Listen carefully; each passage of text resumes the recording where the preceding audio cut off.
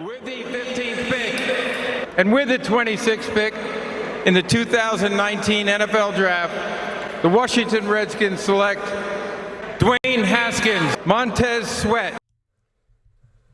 Welcome, all my fellow Redskin brethren and sistren.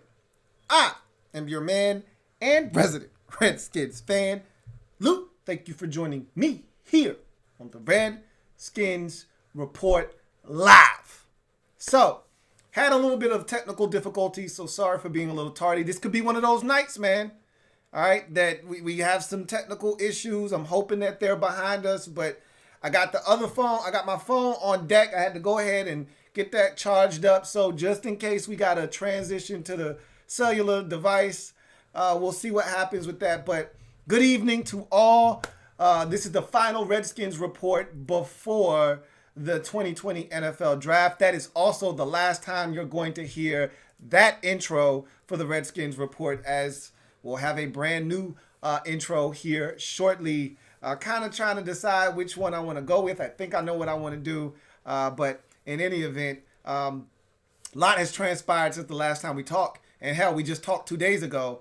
And we saw the deal today. Bombshell dropped on the NFL landscape. Rob Gronkowski comes out of retirement, is traded from New England to Tampa Bay, to the Buccaneers in exchange for a seventh, and Gronk, the Patriots, receive a fourth. But that's not the big news for us as Redskins fans. It's the fallout from that deal that has us clamoring, salivating at the prospects of getting our hands on one O.J. Howard. Now, I will tell you this right now, right off the bat. I know a lot of that is probably going to dominate the conversation tonight. Don't overwhelm yourselves with O.J. Howard talk and excitement, however. We are not the only team that is interested in his services. There are other teams out there that have just as much, if not more, ammunition than we do. The one team that comes to mind that could be interested in him is Cincinnati. And if the Bengals are, in fact, interested, they're the one team that has something that we don't. They've got to pick higher than us in every single round, okay? So if the Redskins were to say, hey, you just gave up your fourth, Tampa. Here's our fourth. And we got the second pick in the fourth. Cincinnati can one-up us and say, hey, that's cool, but we got the first pick in the fourth. How you going to top that one? Now, we could then go and say, hey, we'll give you our third. I don't think we want to do that. We already don't have a second. So if the bidding gets a little too high for the Redskins, and all Cincinnati, if they really wanted him, or some other team out there for that matter, not just Cincinnati, I think there are other teams that would really be interested in a young tight end still on a rookie deal with 2 years left on that rookie deal, would be really interested in an O.J. Howard. All they got to say is, hey, we'll give you our third. I don't think the Redskins are going to be willing to part ways with the third-round pick, okay? And I know a lot of you keep wanting to throw the whole Trent Williams angle out there. They don't have any money. I've told you guys this. I've stressed this to you since the start of this whole Trent Williams to Tampa Bay movement. I said the deal has to make sense for all parties involved. You can't just pawn Trent Williams off on someone else and expect them to just take over the amount of money he's due and the money that he may be seeking in the future. It doesn't work that way. All sides have to come to an agreement, and it has to make sense for all parties involved. And right now, the money that Trent is due isn't going to probably make enough sense for the Tampa Bay Buccaneers at this time. So what I'm saying to you essentially is that I don't think, Trent Williams in the deal is going to make a ton of sense. Maybe just a fourth round pick, maybe a third round pick gets it done. I know a second definitely gets it done if you're Tampa Bay. That's what I would be asking for if I'm them. But again, we don't have a second. I don't think we're giving up our third, being that we don't have a second. I can't imagine the Redskins going any higher than a fourth. And I think it's going to take more than that because there are other teams out there.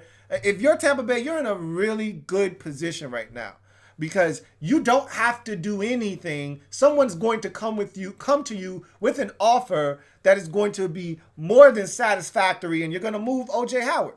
And I'm going to be honest with you, I don't think the Redskins are going to ultimately be that team. We're going to find out just how much the Redskins want some juice. We're going to find that out. Because if they really want him, if they value O.J. Howard, he's better than any tight end they could select at 66. Period. There's not really much discussion to be had. He's more talented than any of the tight ends in this draft. He's more talented than anybody we could select at 66. And if the Redskins really want themselves some juice, they'll pawn off that third-round pick on Tampa Bay, and I think the Buccaneers would bite. Now, what if the Redskins aren't interested in drafting a tight end in the third round? What if they really want that third-round pick because there may be a receiver there that they think they could get their hands on, or a corner, or a safety, etc., etc., and maybe the third round is just too spicy. Maybe it's a little too spicy for the Redskins. All right? We'll see. Anyhow, thank you guys for joining me on the show. I imagine it's going to be lit tonight because you guys are all amped up, 2 days away from the 2020 NFL Draft. The Gronk news obviously sent shockwaves through the NFL, and it really resuscitated O.J. Howard on the move, potentially here to Washington. So I know a lot of you are juiced up. We're going to talk about all of that and then some. Whatever you guys want to talk about, the floor is yours. As a matter of fact, I'm going to glide to the side right now and set the table so you guys can go ahead and eat. So obviously, if you haven't already done so, like the video, subscribe to the Louis T Network for more great content. Follow me on IG, Louis T Network _ is the new IG. Make sure you're following me there. Lots of great content on the IG. That being said, you know the rules to the game, then play. For those of you who don't, listen up closely. I'll explain here on the Louis T Network. This is how these live streams work. 3 ways to communicate with the show. The first of which, super chats. You want to jump to the front of the line. You want to have your voice heard. You want to give a donate to the show, or you just want to say something, get something off your chest. You want to ask a question, whatever the case may be. Super chats are the way to go. It's the fastest, most efficient way to get your voice, comments, or what may have you heard on this program. So super chats come first. Second, phone lines. Speaking of which, let's open them up right now. Number is now on the screen. Phone lines are officially open.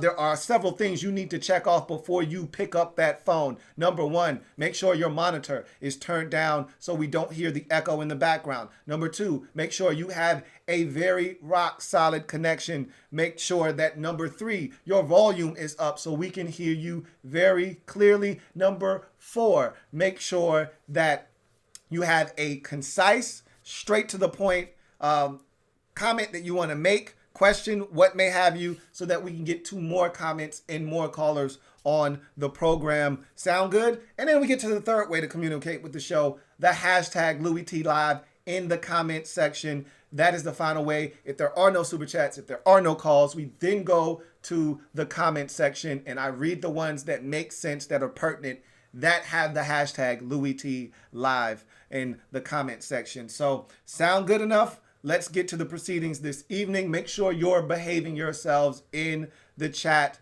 discussion. Again, be respectful of others and keep the trolling to a minimum, please. That being said, let's get to the proceedings this evening and see what you guys have to say. We will, I'm going to pull up these comments here, see if we got any super chats. If not, we'll go to the phone lines. If not, we'll go to the comment section. So, let's see if we got anything. Got one super chat. This is from Trevor Patch. Thank you for the super chat, Trevor Patch. Greatly appreciated. Thank you so much, Trevor, who writes, any news on Trent being offloaded before the draft? Negative. Nothing out of his camp, nothing out of the Redskins camp. Again, something I assume will go down. I did hear one report. I want to say it was from my homegirl at ESPN.